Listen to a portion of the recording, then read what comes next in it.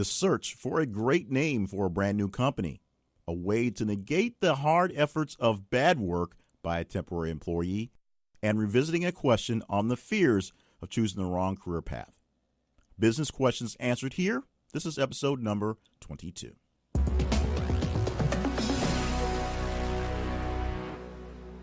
Welcome to the podcast. My name is Jay Cleveland Payne. I am a personal and professional development specialist. I have an MBA, and most importantly, I have made a lot of mistakes over 20 years plus of working on and worrying about the management of my own small business and entrepreneurial endeavors. I would like to help you by allowing you to learn from my personal mistakes, my decades worth of study and research, plus some insights from other business people and entrepreneurs that I know personally. To submit your question, please visit our website, businessquestionsansweredhere.com. This episode is sponsored by FreshBooks. More on our sponsor in a moment, but first, this week's first question. Question number 1. Our first question this week comes from Willem, and it reads like this. It has taken 5 years, but I have finally gathered enough equipment to run a full-service machine shop. I'm ready to turn my expensive hobby into a real small business. Only I am scared about what to name it. It would be simple to call it Willem's Machine Shop, but I am afraid that would be too boring. But choosing the wrong name will tank the business before it even gets off the ground. Am I paranoid? How can I come up with a great name for my business? First, Willem, thank you so much for sending in the question, and I want to say maybe you are paranoid, but then again, maybe you are not paranoid. Choosing a good name is an integral part of the business launching process, without so much of the fear factor that seems to have you stuck in that choice. Now, Willem's Machine Shop is an excellent name, I think, in my opinion at least. It describes what the business does and who probably owns it. You're Willem. You own your business, your machine shop. It's Willem Machine Shop. There you go. Now, you can do a whole lot worse than something seemingly as simple as boring as that. But if you think of the name is a little not there, not right for you, too bland, too boring, too whatever it is that's stopping you from using it, you can call yourself basically whatever you want with a couple caveats. You have to assume that what you are calling yourself is not some other company. So Coca-Cola is a horrible name for your business because somebody's already got that. You also have to make sure that it's not offensive or hard to comprehend. Well, it can be offensive and hard to comprehend, but you probably don't want that because that is a good way to spark off your fears of having something that will tank your business, being offensive and being something hard to comprehend. Now, technically, as long as it doesn't blatantly rip off another company, Coca-Cola or Coca-Cola's business shop, Coca-Cola's machine shop, you should be fine with whatever you're doing. So don't take it too serious on it being a awesome sounding name that's going to look great on business cards. It needs to be a name that people will remember and comprehend.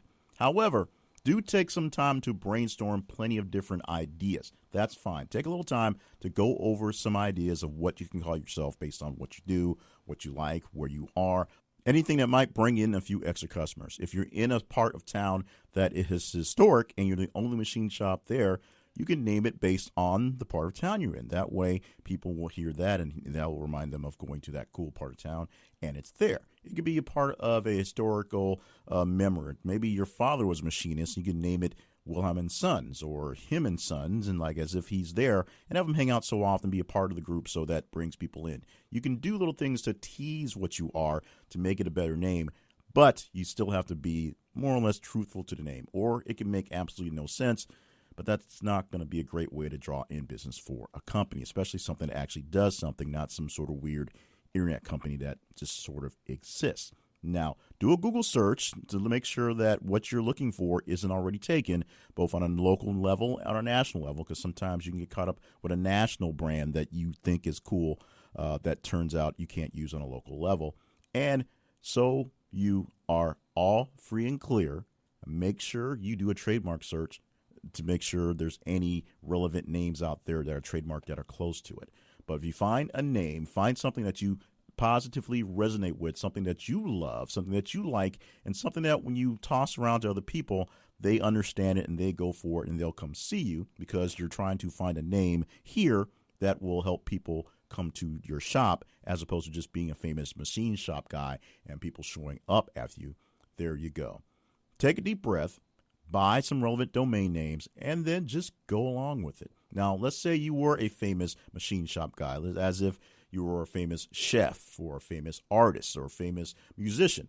You can throw up any other name you want to for a club, and people will eventually recognize that the club is owned by the famous person. If you're not famous, make sure your name actually does something to do with what you're doing so it tells people what they'll expect when they get there and not be freaked out. Up next, he's a family member, so we can't get rid of him, but he's doing a horrible job. How do we minimize the actual effort he does so he doesn't get us in too much trouble? Up next on Business Questions Answered Here. Question number 2. Question number 2 comes from Finola, and it reads like this. I work as the project manager for a small PR company in a mid-sized town. The company has a great reputation, so we have plenty of clients that use us and plenty of up-and-coming talent that want to have our company's name on their resumes. But we have a problem with a millennial administrative assistant hired in by the owner. She is family, of course, and should only be in place for 6 months to cover for a worker on extended leave, but I can't trust her to do her work by the established company regulations. It is disrupting the workflow of the agency, but the family is so proud to have her working in the business. That forces a shuffle of people working to compensate later in the process to deal with her early mistakes. She can't be fired, and I am too frustrated to mentor her to greatness, or at least adequacy. What do I do? So this is an interesting scenario of nepotism that you're not getting around. There's someone hired in that is family, and that someone is not doing such a great job. So what do you do about it? Because you're in charge of making sure the work gets done, and this person, this family member, is not letting that happen, at least not as efficiently as it should be, because she is the problem. She's messing things up in the process. So is your problem that she can't be fired or that you're too frustrated to mentor her? So that's two problems in a sense. Maybe it's one big, massive issue, but it's two different separate things that need to be addressed. So I'm going to address the seriousness of both of them as separate issues. Let's start with the last one we said, your desire to not work with her where she currently is. So you have an employee that is not working out for you, and they are your employee. You're in charge of them and helping that they get to wherever they are, and they help you and your company meet and exceed the expectations of the company. And it just isn't happening. If she really can't be moved for whatever reason, you will need to remove yourself from any direct reporting role, assuming that she is yours, and you're saying she is because you manage the business, you manage the office, but is she really your direct report? If she is someone else's direct report, then she really is that person's problem. Now, whether she's a problem to the whole company is a totally different issue here, but let's deal with the direct report issue first. If you're lucky enough to have someone else who is actually her supervisor in this case, you can vent all your frustrations on said supervisor and have them work to handle it. They should be the one who should be worried about her getting things done, mentoring her to greatness or adequacy, as you put into your actual email to us. Because, as you said, you can't quite get rid of her, but you have to deal with her while she's there for the 6 months worth of time. And it is just a short period of time, so there are ways to just get around that. It's also possible that you can shift her to some other role, another role where she may be better at, or at least do less damage in that role. The issue may be literally what you have her doing in the internship. So, of course, that means she's there directly filling in for a certain person. You have to fill in for that person who we're assuming is a critical need, and you shift someone to something a little less important. This may give you a chance to allow someone else who's in the company a shot at stepping up and doing great things where they are. or you just may have to shuffle the duties that need to be done between different people until your extended period of time with this person who's not working so well is over. Because you know this person is leaving in 6 months because the person that they're covering for should be back in 6 months. Now, if they don't come back in 6 months, that's a whole other issue. Then you probably can fire the family member for a person who is capable of doing this full time at a full level. But right now, you know that you're holding the spot. So bringing someone in with the hopes of them sticking around and getting their hopes up is not exactly the best way to go with that route for an employment situation. You want to give somebody a chance to know they can stick around. So that's essentially your first problem. If you can't deal with her as she is, find out who you can put in charge of dealing with her. Let them try that, or shuffle her to some other spot where she can do a little less damage, hopefully a little less damage, and figure out how to get the actual work that must be done, because that's why you put this person in this hole there. You wanted to save this spot and save that position, and you thought you could give, or the family thought they could give their family member a shot at doing something. And while they're very proud that she's showing up for work on time, the reality is her showing up for work on time is actually a hindrance to everybody who's there trying to get the work done.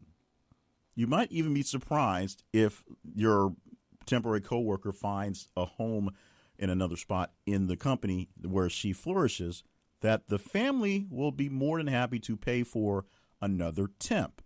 Now, let me make sure this got this straight. You're paying for another temporary person because you are paying for someone to fill the work being done or not being done by a person who is out. We're assuming a lot of assumptions going back into the circle, but assuming that you want to keep this position open for that person returning to their spot. So they'll be more than happy to hire in someone who will temporarily fill that spot if you can't shuffle the duties around to make it work for what you have right now. But this all hinders on finding a second position for the person not doing well in what she's doing now that she can really flourish at and impress her family even more. Now it's more than just she's showing up to work on time. We never expected that to. She's showing up to work on time, and she is a serious and a great help to everyone else, offering up a great contribution in this role that she's probably suited for, and we can groom her for later. Now, that's a lot to say in this situation, but what you have are the two questions that you asked. I'm too tired to deal with her, and I can't fire her. You can't fire her. Maybe you can put her somewhere else, and that will neutralize the damage she's doing where she is. You can't deal with her. Give her another supervisor, or make someone a mysterious supervisor or mentor for her to work her issues out. You can do that. You can assign someone the quote-unquote opportunity to excel by helping this person craft her way to a better way of helping everyone else out. And, of course, it's pretty selfish because what you really need is her to not mess up as much stuff. And, yes, you're giving someone else the opportunity to redo someone else's work in the process. Compensate them as best as possible.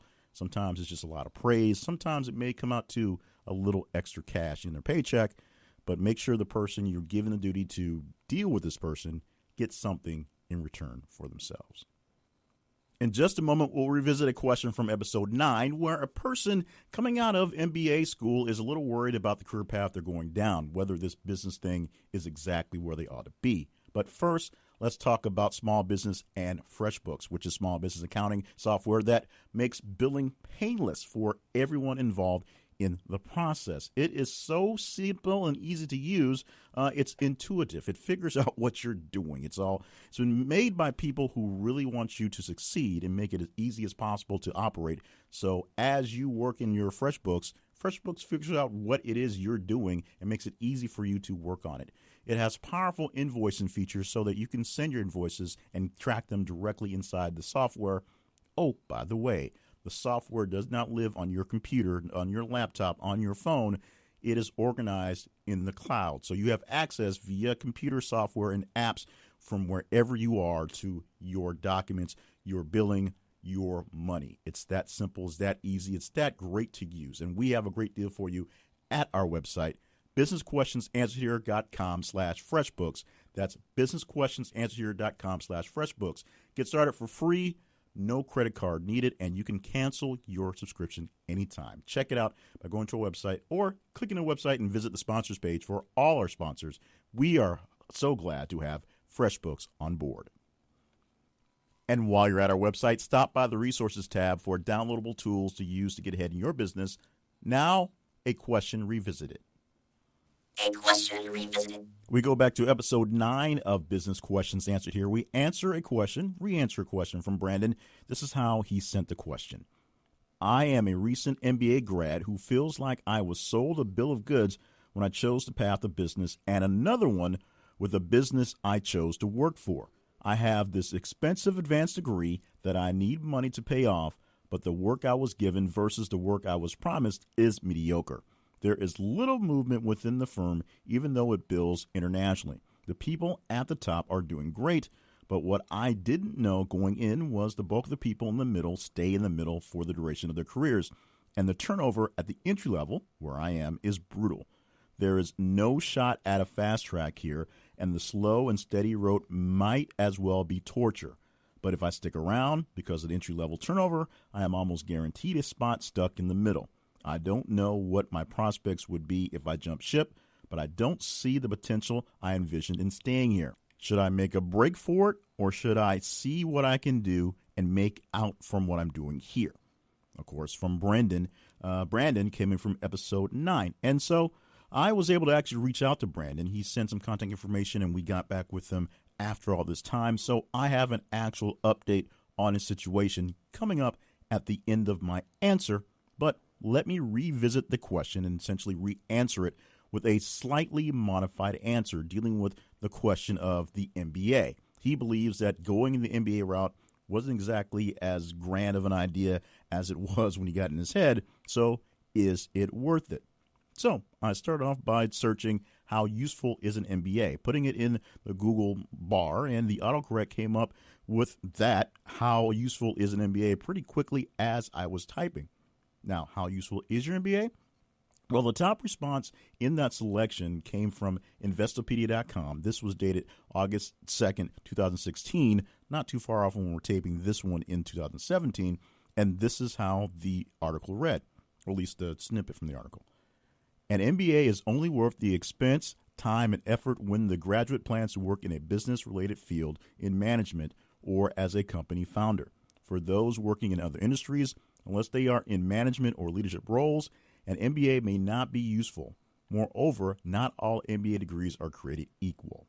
And I'm going to go to my personal experience because I can attest to that very last point that not all MBA degrees are created equal. Because as I state in the show's open, I have an MBA, and its direct worth to my business has been meh.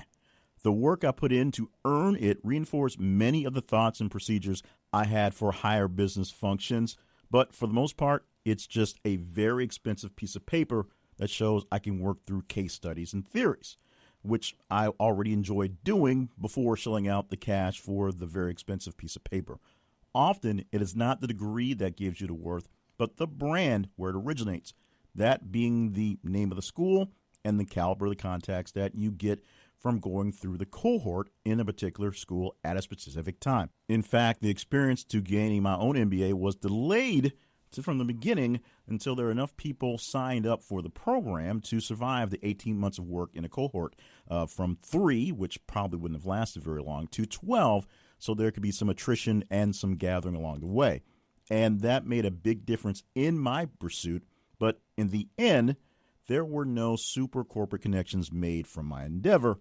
The real worth, in my opinion, of the MBA. Now, the knowledge is great, but I didn't get the big contacts because most of the people in my cohort were regular people getting a piece of paper to move on to what they needed. I didn't so much need a piece of paper. I was going for, hopefully, contacts and knowledge. Didn't pan out quite so well. So when I talked to Brandon, I found out that the piece of paper worked to get the job he was pursuing. We know that, but it wasn't exactly the greatest job in the world. Even so far from a dream job that it was worth him thinking about jumping ship at the time. He decided not to because, as it turned out, the connection parts worked for him. He got a great group of connections. In fact, 2 guys in his cohort had similar backgrounds, and they instantly clicked personality-wise. So after a little while at day jobs that none of them really liked, they got together and they're pursuing a side project that will hopefully take off into something, or at least turn into something with great knowledge, while working jobs that get their bills paid. Not great jobs, but paying jobs, and that's the thing. So for him, it was a pretty expensive networking exercise and test of his partners all wrapped up in one. Not necessarily the best use of time and money resources, but this is basically the common find with people going through MBA programs. And those are your answers for this week's questions from the Business Questions Answered Here podcast. Thank you so much for listening to this podcast, and make sure you subscribe using your favorite podcast app or service to ensure you never miss a new episode coming out when they come out. We're not quite on a good schedule yet, but we're going to get better. To submit a question, send your comments, or just say hello, please visit our website, businessquestionsansweredhere.com. That is businessquestionsansweredhere.com. While you're there, visit the pages for our resources where you can download the 8-page MBA for another way to kind of get ahead in business, plus other resources as well. And stop by our sponsors page. Make sure you check out our sponsor this week's FreshBooks, who wants to help take care of your accounting and do it in a very simple, easy, and inexpensive way. For more information on other projects I have going on, other business work and other writings, you can find that by going to my main website, which is jclevelandpayne.net. That is jclevelandpayne.net. So in the meantime, hopefully you're thinking up great business questions to send our way, and we're ready to answer them as soon as they come in. And as soon as we get a schedule to put in 3 more questions, we'll take good care of that and good care of you. So make sure you subscribe, make sure you share, and most importantly, make sure you're back here again for more business questions answered right here.